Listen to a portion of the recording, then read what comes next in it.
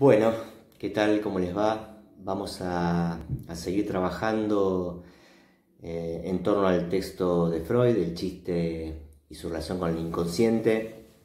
Nos había quedado pendiente terminar en el video anterior con la parte analítica para empezar a trabajar un poco en también lo que Freud llama la parte sintética. Repaso brevemente lo que mencionamos en el video anterior. Para Freud, además del trabajo que hace en torno a los antecedentes y el estado del arte de otros autores que han aportado han hecho algún aporte, digamos, al tema del chiste y lo cómico, que Freud ahí retoma. Están también para Freud trabajados en este apartado, decíamos, las dos grandes fuentes de placer que obtenemos con el chiste. Uno tiene que ver con la técnica y ese inventario que Freud va construyendo a lo largo del libro acerca de cuáles son las técnicas que Lacan luego va a llamar técnicas del significante, es decir, con las cuales el inconsciente trabaja su material, se trabaja en torno a esa materialidad inconsciente que son para Freud los pensamientos, pero que el chiste tiene la particularidad de trabajar ese material inconsciente, esos pensamientos reprimidos, a través de técnicas muy particulares y que distinguen al chiste de otras formaciones del inconsciente. Si bien algunas técnicas, habrán notado, son compartidas, y esto es parte de lo que Freud retoma más adelante en el libro en cuanto a las relaciones entre el chiste y el sueño, es decir, algunas técnicas el sueño y el chiste comparten, sobre todo condensación y desplazamiento, como hemos visto ya con Lacan, es decir, la manera en que Lacan retraduce o aproxima la condensación a la metáfora y el desplazamiento a la metonimia. Esas dos técnicas en particular, efectivamente el sueño las comparte con el chiste, y después hay otras técnicas que son propias del chiste y que son en gran medida para Freud la causa de la risa o la causa del placer que obtenemos con el chiste. Trabajamos un poco esas técnicas, mencionamos algunas y algunos ejemplos que son para Freud paradigmáticos, como es el caso de Famillonario y Becerro de Oro. Y yo les mencionaba sobre el final del video pasado que aparece también ahí el chiste del caldero agujereado, que ya hemos tenido ocasión de ver retomado por Lacan en Introducción de Gran Otro, ¿no? Recuerdan ustedes en este ejemplo donde alguien le ha prestado a otro un caldero, es una olla, y B se la devuelve agujereada, y ante el reproche de A, B dice, en primer lugar, vos no me prestaste ningún caldero, en segundo lugar, el caldero ya estaba agujereado, y en tercer lugar, yo te devolví el caldero en perfectas condiciones, ¿no? Esas tres respuestas que resultan cómicas para Freud por el hecho de juxtaponer tres razones o tres argumentos que cada uno en sí mismo sería válido, pero no la conjunción de los tres al mismo tiempo. Bien, eso en cuanto a lo que habíamos llegado a comentar la vez pasada. Ahora quisiera detenerme un poco en lo que Freud llama las tendencias del chiste, que es la segunda fuente de placer para Freud, donde ahí Freud hace otra subdivisión, otro tipo de clasificación de los chistes, según sean chistes abstractos o inocentes, que es uno de los nombres, uno de los tipos de tendencia, o que sean chistes propiamente tendenciosos. Dentro del primer grupo, lo que Freud llama chistes abstractos o inocentes, son aquellos que para Freud no tendrían en principio ninguna tendencia, es decir, ninguna intención, ninguna tendencia en ese sentido, no apuntan a ningún fin en particular, sino que el fin, dice Freud, es el chiste en sí mismo.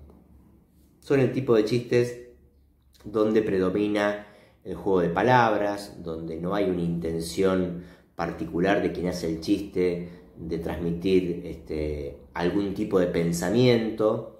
Tendría que ver con los chistes que la vez pasada trabajábamos en relación a los chistes en la palabra. ¿Se acuerdan que están los chistes en las palabras y los chistes en el pensamiento? Esta otra clasificación de chistes inocentes o abstractos tiene más que ver con lo que Freud llamaba los chistes de palabra. Por eso la gracia o el placer que obtenemos radica efectivamente en los juegos de palabras que allí se generan y que no son a veces o necesariamente los más graciosos, los que más risa causan para Freud. Y después están los chistes tendenciosos, que a su vez Freud divide, hace una subdivisión de ese tipo de chistes, entre los cuales ubica los chistes hostiles o agresivos, los chistes obscenos, aquellos que tienen que ver con la desnudez, los chistes cínicos y los chistes escépticos.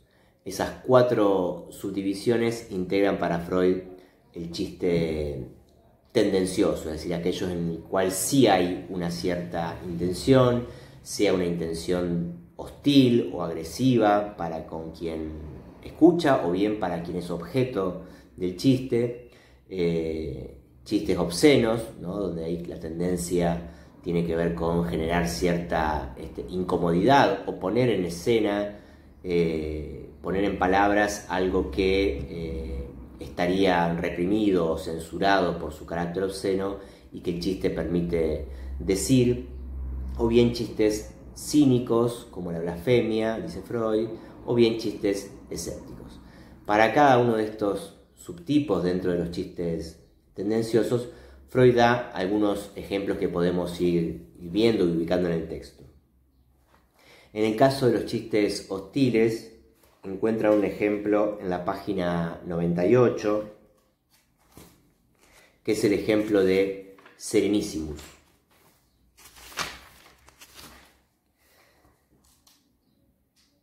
Dice Freud: así, cuando Serenísimos pregunta al extraño, Serenísimos es uno de los personajes del chiste, pregunta al extraño cuya semejanza con su propia persona le resulta llamativa.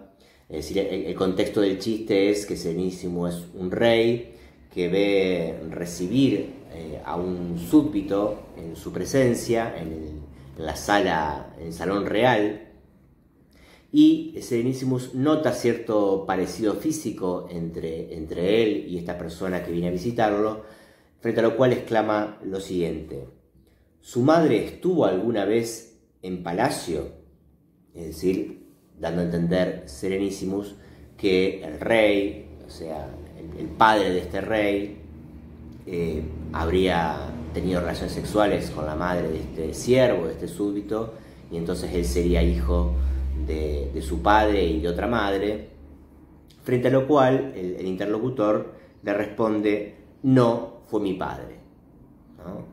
Se capta ahí como en una rápida respuesta ingeniosa, ¿no?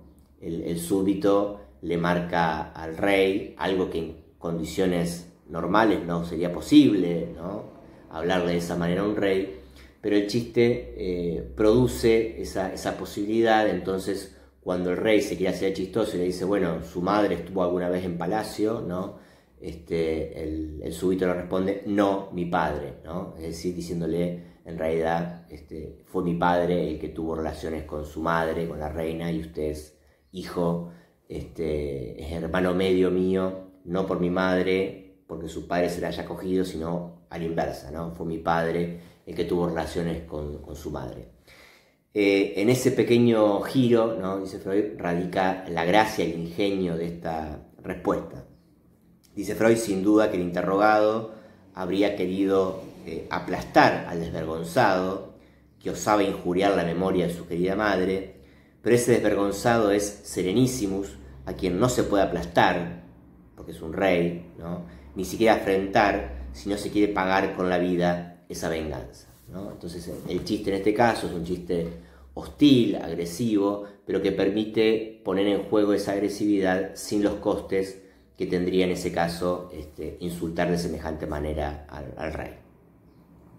Después trabaja Freud ejemplos de chistes obscenos, y en el caso del chiste cínico van a ver que Freud da un ejemplo que trabaja en 2 pasajes diferentes, en la 102 y en la 106 de la edición de Amor Rortu, que es el chiste de salmón con mayonesa, que es un muy buen chiste, dicho sea de paso, y donde se nota bien cierta cuestión política, ¿no?, de esta cuestión de las diferencias de clases sociales que venimos viendo en otros ejemplos de chiste.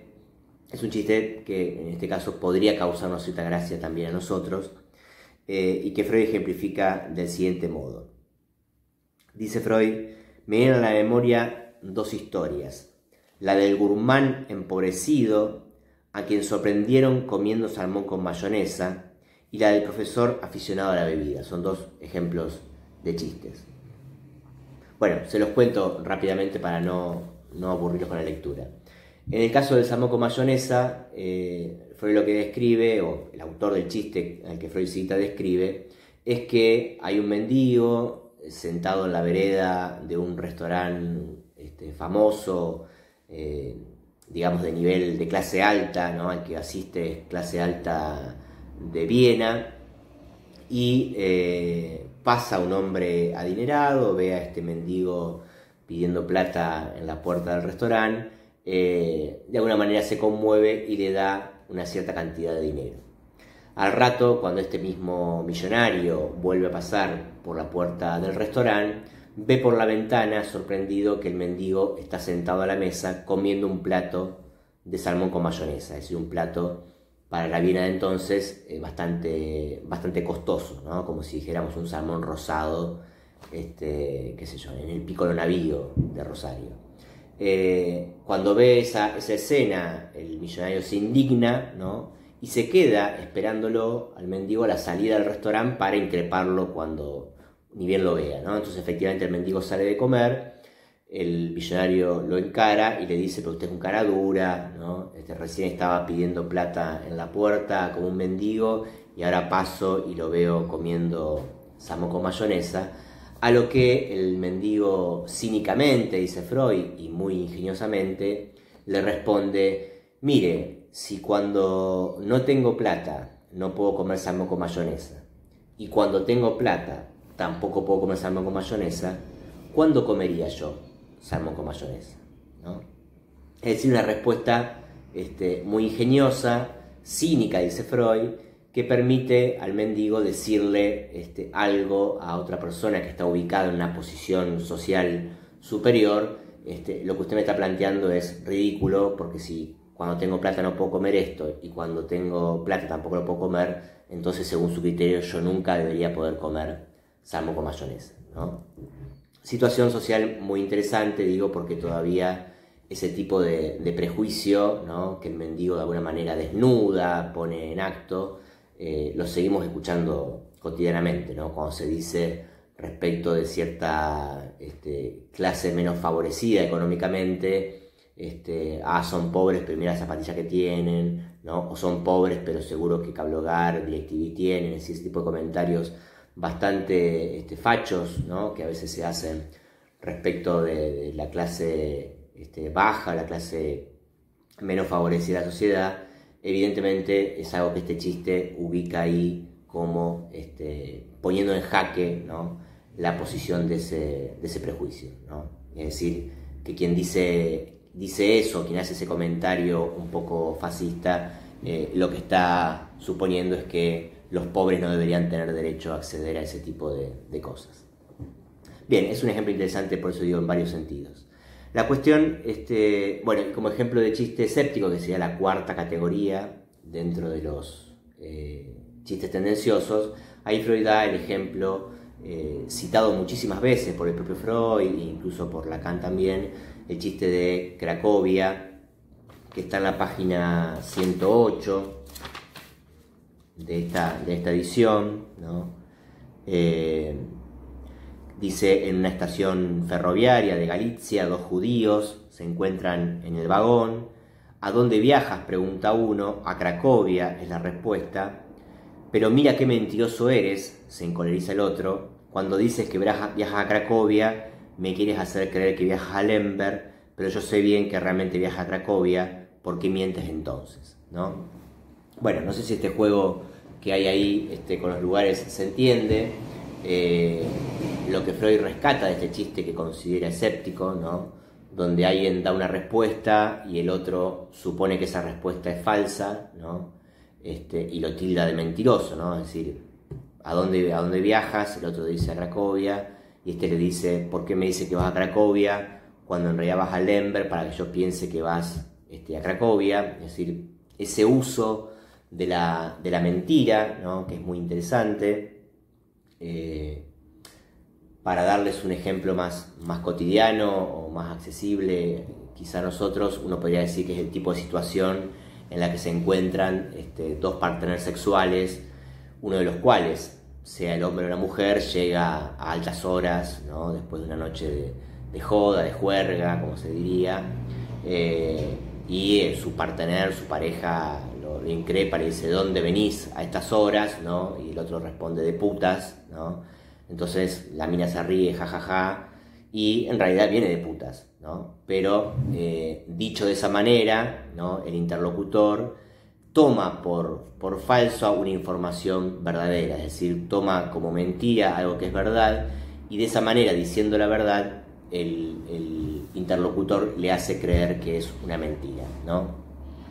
Ese modo tan particular y tan simbólico de la mentira ha sido retomado también por Lacan, cuando Lacan está diferenciando a los animales de los seres hablantes, y dice que efectivamente los animales acceden a cierto nivel simbólico de la mentira o del engaño. Por ejemplo, aquellos animales que son capaces, dice Lacan, de borrar las huellas tras de sí para que el cazador no los atrape, o incluso en especies más elevadas, es decir, con un mayor acceso a lo simbólico, hay especies que son capaces de borrar las huellas que han dejado tras su paso y colocar, dice Lacan, huellas falsas para que el cazador se desvíe y no los atrape. Pero solo el hombre, o solo el ser hablante, dice Lacan, es capaz de dejar huellas verdaderas, es decir, que indican el verdadero camino que la presa tomó, para que el cazador piense que son las falsas y siga otra pista pensando que es la verdadera cuando en realidad es la falsa, ¿sí? Si se entiende ahí, la mentira tiene una vuelta más, digamos, no es simplemente ocultar la vía verdadera mostrando una falsa, sino presentar la verdadera como si fuese falsa para que el otro piense que es falsa la que en realidad es verdadera. Bueno, ese tipo de lógica simbólica es la que Freud encuentra en este tipo de chistes que califica de escépticos. Lo que tienen en común estas cuatro formas de chiste tendencioso es que posibilitan, dice Freud, la satisfacción de una pulsión al rodear un obstáculo, es decir, al rodear el obstáculo de la represión, y extraer placer de una fuente inaccesible, dice Freud. Es decir, el chiste tendencioso permite un medio para acceder a algo que está perdido, o para decir algo que de otra manera no podría ser dicho por las circunstancias sociales, económicas o morales que tiene la situación. Y es acá, a propósito de las tendencias del chiste y de este tipo de chistes tendenciosos, que un poco a la inversa que como ocurre con la otra clasificación, ¿no? La de los chistes de palabra y los chistes de pensamiento, donde Freud termina concluyendo que en realidad todo chiste es chiste de la palabra, en definitiva, porque el pensamiento en sí mismo no es chistoso, lo que lo hace chistoso es la técnica. En este caso, Freud termina al final subsumiendo los chistes inocentes dentro de los tendenciosos, porque considera que en última instancia no hay chiste que no tenga de alguna forma una tendencia. Y a propósito de estar trabajando esto, es que Freud introduce por primera vez en el libro la cuestión de las tres personas, de los tres elementos que tiene que tener el chiste y que le van a servir luego para diferenciarlo de lo cómico, que son el que hace el chiste, el objeto del chiste, en este caso, como son chistes tendenciosos, aquel que es objeto de la agresión o de la ofensa, y quien se ríe, quien acusa recibo de ese chiste con su risa, que es el oyente. Esas tres personas integran para Freud la estructura mínima del chiste. Hay alguien que lo cuenta, hay alguien que es objeto de ese chiste, el objeto puede ser una persona o puede ser el tema mismo del chiste, y esta tercera persona que oficia de oyente, que con su risa, vamos a decir con Lacan, sanciona, es decir, convierta el chiste en chiste. Una vez planteadas estas dos fuentes de placer, las técnicas por un lado y las tendencias por el otro, Freud concluye el apartado la parte analítica del libro, preguntándose bajo qué punto de vista, entonces, bajo qué punto de vista común, podrían reunirse estas dos diversas fuentes de placer del chiste, es decir, la técnica por un lado y la tendencia por el otro. ¿Bajo qué punto de vista común podrían reunirse estas dos diversas fuentes de placer del chiste? Es decir, Freud está apelando ahí a cierta síntesis. Se va a proponer en la parte siguiente, que de ahí recibe su nombre, parte sintética, porque es el esfuerzo de Freud o el intento que Freud hace de sintetizar estas dos fuentes dentro de algo común, ¿no? ¿Qué tendrían en común las técnicas y la tendencia? Con eso iniciaríamos entonces el recorrido o el comentario por la parte sintética de este libro de Freud, que se subdivide a su vez en dos. Yo confío en que a la medida que ustedes vayan escuchando estos videos, vayan tomando apuntes y vayan leyendo el texto, se van a orientar un poco mejor, porque la verdad es que en este texto en particular, en muchos textos Freud tiene este estilo, pero en este texto particular hay muchas subdivisiones, ¿no? Hay subdivisiones de técnicas, luego hay divisiones dentro de esas divisiones, hay divisiones de las fuentes de placer, hay divisiones respecto a las tendencias, por ahí uno se despista un poco. Les conviene, me parece a mí, ir haciendo un esquema, una pequeña red conceptual de cuáles son las grandes divisiones que Freud hace y cuáles son las pequeñas subdivisiones que luego va produciendo, porque dentro de la parte sintética también Freud hace una separación entre lo que llama el mecanismo del placer y la psicogénesis del chiste y los motivos del chiste. Son los dos grandes apartados que están dentro de esta parte sintética. Respecto del mecanismo del placer, ahí Freud dice que se va a ocupar ya no de las fuentes, es decir, la técnica y la tendencia, como en la parte anterior, sino de los caminos. A esto le llama Freud mecanismo del placer, ¿no? ¿Cuáles son los caminos por los cuales se produce el placer del chiste? Y ahí habla que este placer está dado por el mecanismo del ahorro de un gasto psíquico.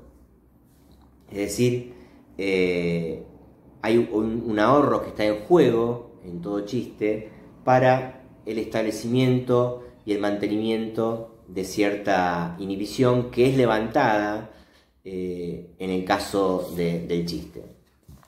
Y le voy a leer 2 páginas como lo plantea Freud, que son la 114 y la 123. Dice Freud, tanto para establecer como para conservar una inhibición psíquica se precisa de un gasto psíquico, ¿no? Acá está Freud usando inhibición en el sentido de la censura o en el sentido de la represión, ¿no? Es decir, tanto para el establecimiento de la represión o de la censura, como para el mantenimiento posterior de eso que estamos censurando o reprimiendo, efectivamente se necesita un gasto psíquico. Es decir, si en lugar de dejar pasar ese pensamiento inconsciente abiertamente a la vigilia, en el caso del sueño, o abiertamente a la vida cotidiana, en el caso del chiste, de los olvidos y demás, queremos censurar un pensamiento por considerarlo inadecuado para la situación, o inadecuado, dice Freud, endógenamente para el propio yo, ¿no? Es un pensamiento que se nos cruza, pero que el yo vive con displacer y entonces lo reprime. Todo ese trabajo de represión y de censura, efectivamente, dice Freud, en términos económicos nos representa un gasto, ¿sí? Y si junto a esto, dice Freud, resulta que en los dos casos de empleo del chiste tendencioso se obtiene placer, será natural suponer que esa ganancia de placer corresponde al gasto psíquico ahorrado. Ustedes ven acá como Freud explícitamente plantea el chiste en términos económicos, ¿no? Si reprimir o censurar un pensamiento nos generaría un gasto psíquico, el chiste que levanta esa censura, levanta esa represión, evidentemente genera un placer para el aparato psíquico por el hecho de que nos estaría ahorrando el gasto psíquico que nos generaba tanto la efectuación de la represión como el mantenimiento de esa represión, porque una vez que algo es reprimido, en la dinámica del inconsciente que Freud concibe, una vez que algo es reprimido, después hay que hacer todo un trabajo para mantener eso reprimido en lo inconsciente y que no salga a la conciencia. Con lo cual el chiste, que permite que ese pensamiento sea dicho, sea puesto en palabras, en una situación social como es la del chiste, el mecanismo de placer que allí opera es justamente una ganancia de placer por el ahorro del gasto psíquico que generaría en condiciones normales la represión o la censura. Es bastante claro Freud ahí respecto de cómo se explica el placer del chiste, ¿sí? Nos reímos, disfrutamos de los chistes porque nos ahorran ese gasto psíquico enorme que supone la represión de un pensamiento inconsciente, ya sea por motivos sociales o por motivos singulares, ¿no?, que hacen que ese pensamiento no pueda pasar a la conciencia. Eso en cuanto al mecanismo, se los estoy resumiendo y abreviando mucho. Por supuesto que ustedes leyendo el texto van a encontrar todas las argumentaciones y los ejemplos que Freud da de por qué el mecanismo del chiste puede ser planteado en esos términos, ¿no? Una ganancia de placer que resulta del ahorro de un gasto psíquico. En el caso de la psicogénesis del chiste, que es la segunda parte de este apartado, el segundo título, digamos, el subtítulo de este apartado, ahí Freud explica, primero se pregunta, como ya hemos adelantado en el video anterior, se pregunta por la psicogénesis, ¿no? Cuando Freud se pregunta por la psicogénesis, como se pregunta en otros textos por la psicogénesis de la neurosis, Freud está pensando en no la génesis en el sentido de la genética, sino de cuál es el origen, ¿no? En el caso de la etiología de la neurosis, bueno, cuál es la psicogénesis que ocasiona que uno desemboque en una neurosis o en otra, en una histeria, una fobia, una obsesiva. En el caso del chiste, Freud se pregunta, bueno, ¿cuál es el origen, ¿no?, que hace que en la vida adulta tengamos la posibilidad de hacer chistes? Y ahí Freud explica, hace una subdivisión, digamos así, en etapa o en estadios, ¿no?, de cómo vamos evolucionando simbólicamente, digamos con Lacan, de un protochiste, una suerte de formación inicial de lo que luego va a ser el chiste, que es el juego infantil. Pasamos luego a un estadio que es la chanza y finalmente el chiste propiamente dicho que se da en la vida adulta. El juego de palabras, dice Freud, que es propio del juego infantil, del juego de los niños.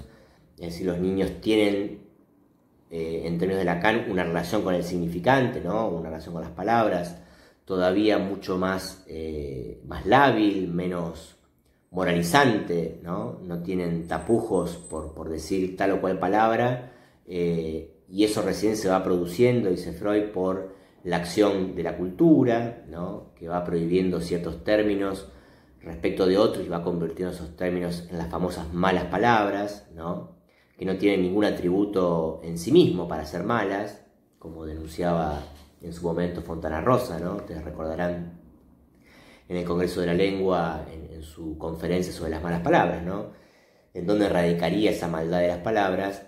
Evidentemente, si estamos pensando las palabras en términos significantes, y los significantes, según la definición de Lacan, no significan nada en sí mismos, sino en relación a otros significantes, bueno, evidentemente una mala palabra no lo es en sí misma, no lo es por cualidades intrínsecas, sino por ciertas relaciones con el resto de la cadena significante, ¿no?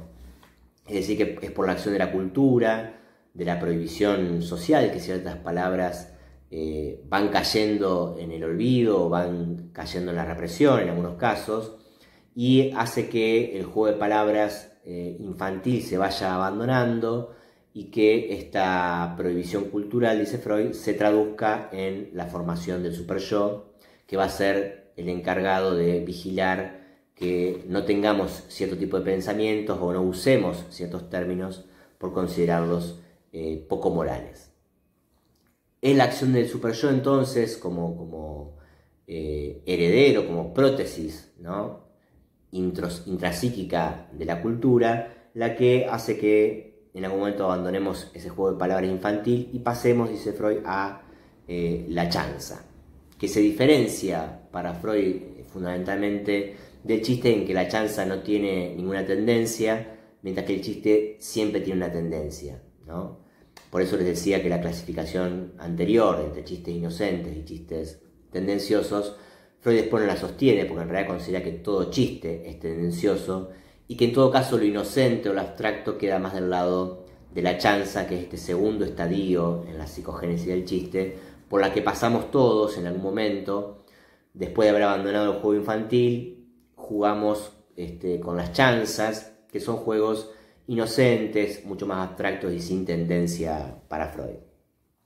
Y finalmente este tercer estadio, mucho más presente en la vida adulta, que es el chiste propiamente dicho, cuyo contenido es más valioso que el de la chanza, donde el contenido ya tiene cierta tendencia, donde ponemos en juego algo agresivo, ponemos en juego algo obsceno, algo cínico o algo escéptico, según la clasificación que Freud había hecho antes, ¿no?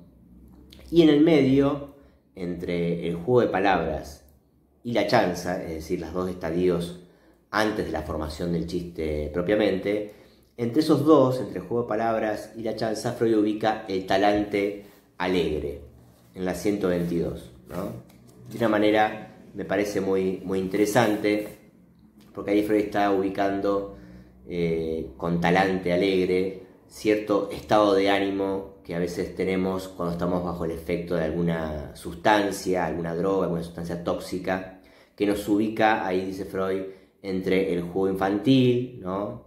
En esto que el saber popular dice respecto de que los niños, los locos y los borrachos, ¿no?, siempre dicen la verdad.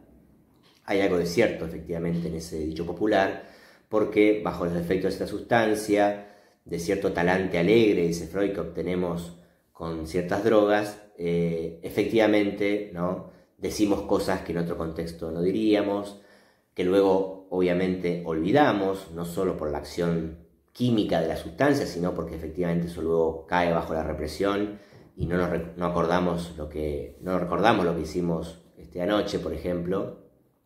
Y Freud ubica ese talante alegre entre el juego de los niños y la chanza, ¿no? Entonces dice, el talante alegre se ha generado de manera endógena, es decir, porque estamos de buen humor y son esos días en los que estamos como más chistines, ¿no?, más graciosos, más ocurrentes, porque algo nos ha pasado o simplemente nos levantamos con ese estado de ánimo.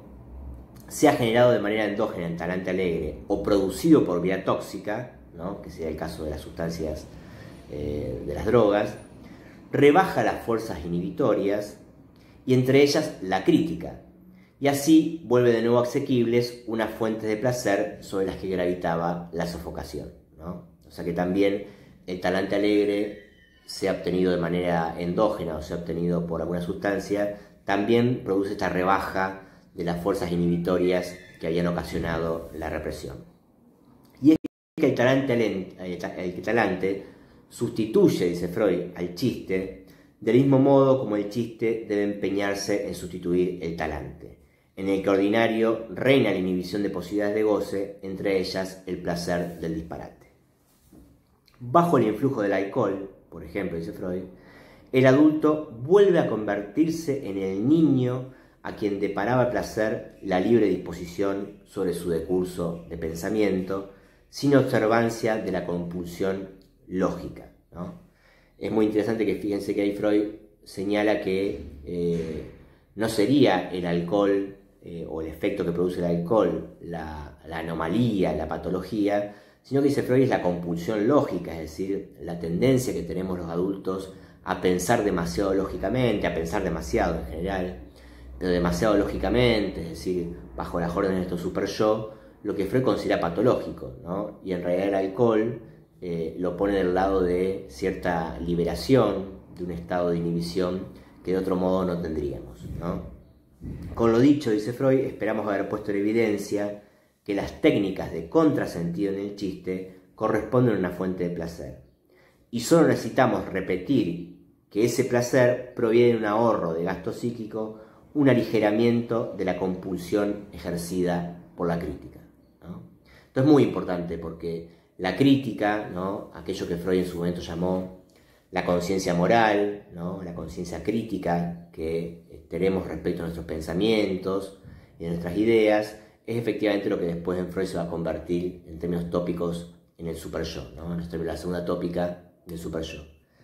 Con lo cual, el chiste es la posibilidad, también podríamos decirlo de esa manera, es la posibilidad que tenemos de esquivar un poco al superyo, de engañar al superyo, cuya acción crítica no permitiría que dijéramos un montón de cosas que son placenteras, que nos producen placer, por el hecho de sortear justamente esta barrera crítica y lógica que a veces el superyo en la neurosis opera. Bien, y por otro lado, para concluir un poco la parte sintética, tenemos lo que Freud llama los motivos del chiste, es decir, el chiste como proceso social. Repasemos rápidamente, tenemos hasta ahora fuentes del chiste, que son la técnica y la tendencia, tenemos mecanismos de placer en el chiste que Freud identifica, y tenemos la explicación freudiana de la psicogénesis o el origen del chiste. Y ahora Freud se va a ocupar en este apartado de los motivos del chiste o el chiste como proceso social, que es una característica que Freud atribuye al chiste y que va a decir que lo diferencia de otras formaciones del inconsciente que no son, evidentemente, de naturaleza social o por lo menos no necesariamente sociales, ¿no? Ustedes saben que un olvido puede ocurrir en una situación social, pero puede ocurrir en una situación absolutamente individual, cuando estamos a solas. Un lapsus puede ocurrir en una escena no social. Y el sueño, dice Freud, efectivamente es de naturaleza, en principio, asocial, ¿no? Más allá de que uno después lo pueda contar o lo pueda socializar, el fenómeno onírico como tal es asocial. En cambio, el chiste no puede independizarse de lo social. El chiste es, de toda la formación del inconsciente, la más social de todas ellas. Entonces dice Freud, ¿qué otros motivos, además del mero propósito de obtener placer, puede tener el chiste, ¿no? Es decir, ¿por qué hacemos chiste? ¿Qué motivo hay? Además del motivo que Freud ya explicó, ¿no? Que es la obtención de placer. Y ahí Freud habla de las condiciones subjetivas del chiste, ¿no?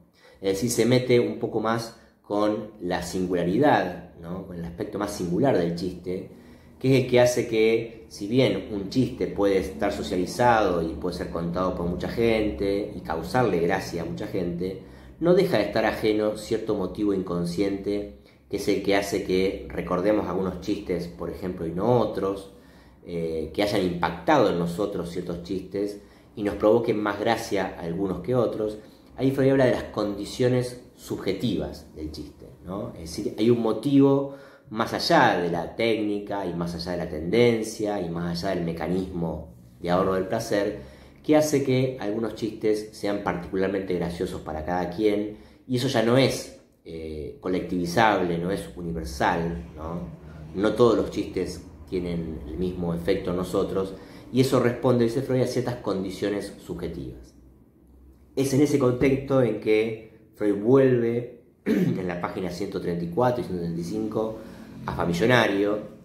Yo les había contado, Famillonario es el primer ejemplo que Freud trabaja en el apartado de la técnica, pero ahí lo trabaja por el sesgo de la técnica justamente, ¿no? Es decir, explica Famillonario como un ejemplo de condensación, conformación sustitutiva, y hace este gráfico donde se condensan familiar y millonario y todo lo que ya vimos, mientras que en este apartado del libro, cuando vuelve sobre Famillonario, es acá donde Freud cuenta la historia de Heine, es decir, la historia del autor del libro sobre el chiste, donde está contado Famillonario, y ahí Freud da más elementos de análisis, porque dice que no es solo por la cuestión técnica, por la cuestión significante, sino que efectivamente había una historia, había un condimento subjetivo en Heine para que contara el chiste Famillonario, que es la historia que yo también les resumí la vez pasada, de las relaciones de Heine con su tío Salomón, quien tenía una hija de la cual Heine estaba enamorado y con la cual Heine quería casarse y su tío millonario no lo permitía. Es decir, todo ese trasfondo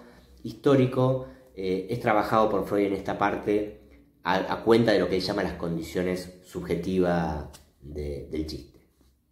Lo mismo que ocurre con, dice Freud, la contracción de una neurosis, ¿no? Ahí es interesante porque Freud equipara que hay ciertos motivos subjetivos, ciertas condiciones subjetivas para que nos riamos más de un chiste con otro, de la misma manera que hay ciertas condiciones subjetivas, es decir, de nuestra historia, que nos hacen más permeables a contraer una neurosis u otra, ¿no? Con lo cual, una vez más, Freud desarma, digamos, cualquier dicotomía entre lo normal y lo patológico, ¿no? Poniendo al chiste y a la neurosis, es decir, al chiste, que es una cosa social y comúnmente aceptada, y a la neurosis, considerada hasta entonces como una patología, Freud los pone del mismo lado diciendo, bueno, contraemos, de la misma manera que contraemos una neurosis y no otra, por condiciones subjetivas, históricas, de la misma manera nos reímos de algunos chistes más que de otros. Bien, y el chiste, dice Freud, entonces es eminentemente social, esto lo dice en la página 137. Es muy importante este apartado, yo diría que es la página en la cual Lacan se apoya en gran medida para plantear su lectura luego del chiste, porque es una parte donde Freud se pregunta por el papel del otro, ¿no? Evidentemente Freud no disponía y no pensaba todavía en términos de una alteridad radical como lo hace Lacan con su introducción del gran otro, pero es en esta página donde Lacan encuentra en Freud algo que tiene que ver con lo que él va a llamar el gran otro, ¿no? Es decir, un lugar de alteridad, un lugar de otredad que no es reductible al pequeño otro o al semejante en términos de Lacan, ¿no? Freud obviamente pone otro con minúscula, pero la idea es, o lo que Lacan encontró ahí o leyó ahí, es una referencia en Freud para pensar algo más que el pequeño otro y que llamó otro con mayúscula. Entonces dice Freud, ahora bien, dice Freud a mitad de página, ¿no? ¿Por qué no río de mi propio chiste? ¿Y cuál es aquí el papel del otro? Consideramos primero la segunda de estas preguntas, es decir, el papel del otro. En lo cómico intervienen en general dos personas. Además de mi yo, la persona en quien yo descubro lo cómico. Esto lo habíamos adelantado también. Lo cómico es dual, lo cómico es más del orden de lo imaginario, intervienen dos personas, dice Freud, el yo y la persona en la cual descubro la comicidad. En los casos en que los que me parecen cómicos son objetos del mundo, ello solo ocurre por una suerte de personificación no rara en nuestro representar, ¿no? Efectivamente uno puede considerar cómico no solamente a otra persona, sino a un objeto, ¿no? Un cuadro, una cierta escultura puede resultarnos cómica, cierta caricatura, ¿no? Son muy comunes en los dibujos animados, que se toman animales que en la vida real, digamos, en la naturaleza no son graciosos, como un lobo, por ejemplo, y que la caricatura de alguna manera deforma, hace un trabajo simbólico sobre esa imagen y hace que nos resulte graciosa la cara de cierto lobo, el lobo feroz, ¿no? Es decir, es muy común el uso de animales y de objetos también en la comicidad. Al proceso cómico, dice Freud, entonces le bastan con dos personas, el yo y la persona objeto. Puede agregarse una tercera, pero no es necesaria. El chiste, como juego con las propias palabras y pensamientos, prescinde al comienzo de una persona objeto, pero ya en el estadio previo de la chanza, si ha logrado salvar el juego y disparate del entredicho con la razón, requiere otra persona a quien poder comunicar el resultado. Ahora bien, esta segunda persona del chiste no corresponde a la persona objeto, sino a la tercera persona, al otro de la comicidad. Ese otro de la comicidad es el que Lacan extrae de Freud como el gran otro del chiste, o como el lugar del gran otro en el chiste, que más adelante en otros videos, cuando estemos trabajando ya el seminario 5, vamos a ver que Lacan localiza al gran otro en un grafo que construye para explicar el chiste, y es el lugar efectivamente tercero, ¿no? La terceridad no es del orden de un pequeño otro que está allí necesariamente en la escena, sino que ese otro que está en la escena en realidad encarna un lugar de una alteridad radical, simbólica, que es el gran otro, ¿sí? Y que es el que hace falta, según Lacan, para que efectivamente haya chiste, este otro con mayúscula de la comicidad, y con el cual, dice Freud, encarnado ese otro, ese lugar en una persona, tiene que haber cierta concordancia psíquica, cierta afinidad psíquica entre el yo y la tercera persona para que se le produzca efectivamente el chiste. Bien, esto a grandes rasgos es un poco lo central, lo que deberían ir a rastrear en el texto. Insisto con que, como lo hace también Héctor en varias oportunidades, recordarles que las clases obviamente no sustituyen la lectura del texto, son un orientador para que ustedes no se pierdan en tanto en la lectura y sepan a qué prestarle más atención, pero con estos elementos que vimos hoy de la parte sintética, vayan al texto y deténganse todo lo que haga falta, sobre todo en estos puntos que hemos ido trabajando hoy. La próxima entonces entramos en la tercera y última parte del libro de Freud, la parte teórica, para luego pasar a la lectura que Lacan ha hecho del chiste, una lectura que le devolvió al chiste una dignidad que el chiste después de Freud había nuevamente perdido. Bueno, les mando un saludo afectuoso y espero que anden bien.